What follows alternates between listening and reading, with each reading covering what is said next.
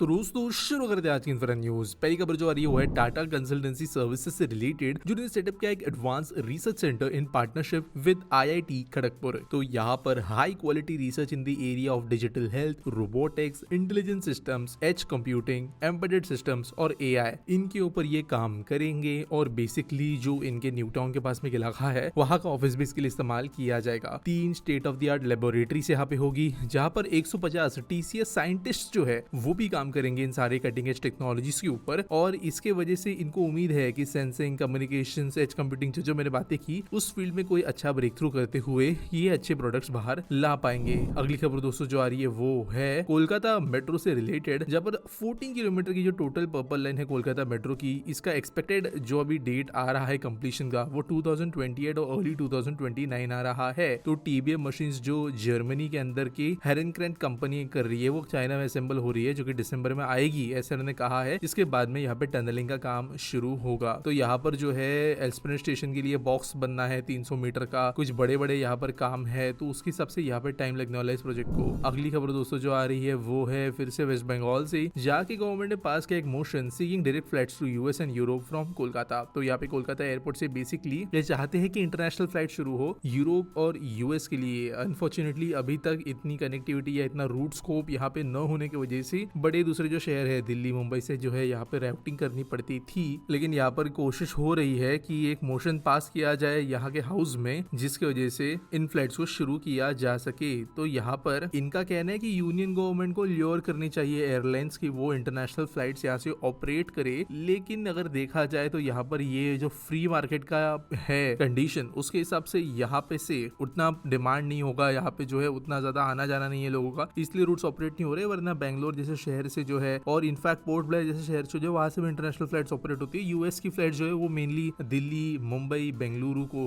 हैदराबाद, इन जैसे जगहों से ही ऑपरेट हो रही है। अगली खबर दोस्तों जो आ रही है वो है बोस्टन इंस्टीट्यूट ऑफ एनालिटिक्स से, जिनने ओपन किया अपना कैंपस कोलकाता के अंदर, जिसकी वजह से इनकी 107th लोकेशन बन गई है इन इंडिया। पार्क स्ट्रीट में ये लोकेटेड है। यहाँ पे in demand data science, AI वगैरह के बारे में पढ़ाया जाएगा। अगली खबर दोस्तों जो आ रही है वो है हिंदुस्तान एरोनॉटिक्स लिमिटेड से, जिन्होंने अपना state of the art HAL high performance centre जो है वो बेंगलुरु के अंदर एस्टैब्लिश करना शुरू कर दिया है। अपने CSR रिस्पॉन्सिबिलिटी के अंतर्गत ये काम कर वो रहे हैं। और बेसिकली ये एक स्पोर्ट्स सेंटर होने वाला है, जहाँ पे एथलीट्स जो है सॉकर, फुटबॉल जैसे गेम्स के अंदर प्रैक्टिस कर पाएंगे और इंडिया के फुटबॉल प्रोग्रेस को बढ़ाने पे काम करेंगे। यहाँ पे ये जो हाई परफॉर्मेंस सेंटर है, वहाँ पे ना सिर्फ गेम्स खेलना, लेकिन एक्सरसाइज, बायोकेमिस्ट्री, न्यूट्रिशन, एंथोफ्री, बायोमैकेनिक्स, फिजियोलॉजी, साइकोलॉजी, सब चीजों पे जो है काम किया जाएगा स्पोर्ट्स पर्संस को बेस्ट फैसिलिटीज देने के लिए। अगली खबर दोस्तों फिर से बेंगलुरु से आ रही है, जहाँ पर प्रपोज्ड जो एक्सप्रेसवे लिंक था भशनकरी और नाइस रोड के बीच में, इसके ऊपर थोड़ा काम आगे बढ़ रहा है। तो यहाँ पर ये 1200 करोड़ का एक प्रोजेक्ट होने वाला है, जहाँ पर बेसिकली 10 किलोमीटर का इनको एक स्ट्रेच बनाना है, जिसकी वजह से नाइस रोड जो यहाँ का एक बहुत ज्यादा इंपॉर्टेंट रोड है, ये और बनशनकरी रोड जो है, इसके बीच में एक इंपॉर्टेंट लिंक बन सके। तो यहाँ पर एक फ्लाईओवर बनाना पड़ेगा इनको, जो कि pipeline road, Bangalore water supply and sewage board वगैरह के पैरेलल में चलेगा, और इसकी वजह से थोड़ा अल्टरनेटिव ऑप्शंस मिलेंगे ट्रैफिक को। अगली खबर दोस्तों आ रही है बेंगलुरु के महानगर पालिका से रिलेटेड, जिन्होंने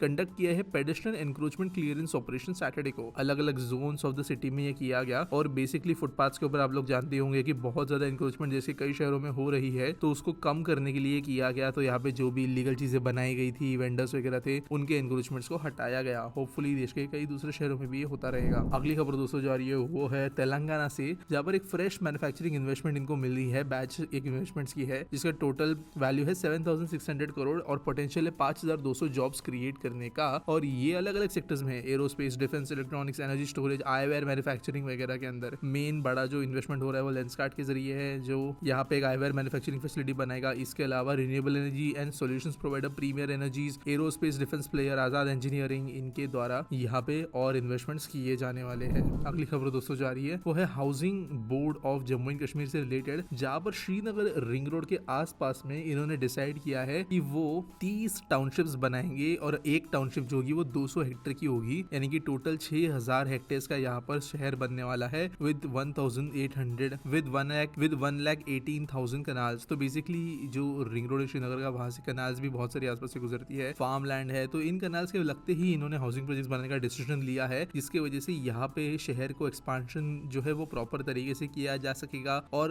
रोड से विद 500 मीटर्स के डिस्टेंस उस पे इन टाउनशिप्स को बनाया जाएगा। अगली खबर दोस्तों आंध्र प्रदेश गवर्नमेंट के कोलैबोरेशन से रिलेटेड, जिन्होंने कहा है कि वो लॉन्च कर रहे हैं a new programme to boost energy efficiency in their state. तो यहाँ पे 3 ट्रांसफॉर्मेटिव प्रोग्राम्स लॉन्च किए गए हैं to drive energy efficiency, environmental sustainability and economic environment across state. EESL का ये जॉइंट वेंचर है मिनिस्ट्री ऑफ पावर के साथ में, और नाम इसका रखा गया है ऊर्जा वीर। तो बेसिकली किया ये जाएगा कि ट्रेनिंग दी जाएगी बहुत सारे डिपार्टमेंट्स को, ताकि वो BE 5 star LED bulbs, BLDC fans, अच्छे एफिशिएंसी वाले एयर कंडीशनर, इंडक्शन कुकटॉप्स, ये जो है ज्यादा से ज्यादा प्रमोट करें। अगली खबर दोस्तों फिर से कर्नाटका से, जहां पर बेंगलुरु मेट्रो का जो फेज 3A है उसको क्लियर कर दिया गया है स्टेट कैबिनेट के द्वारा। तो ये रेड लाइन के नाम से जानी जाएगी, जो सरजापुर से लेके साउथ ईस्टर्न बेंगलुरु के हेबेल में से नॉर्थ तक पूरा कनेक्शन देगी। 36.59 किलोमीटर का ये मेट्रो प्रोजेक्ट होने वाला है। यूनियन कैबिनेट के अप्रूवल के लिए अब इसको भेजा जाएगा, क्योंकि 50% स्टेक जो है सेंट्रल गवर्नमेंट का है नमा मेट्रो के अंदर। तो वहां से कनेक्टिविटी मिलने के बाद में बेंगलुरु में मेट्रो का एक और बड़ा नेटवर्क बनना शुरू होगा।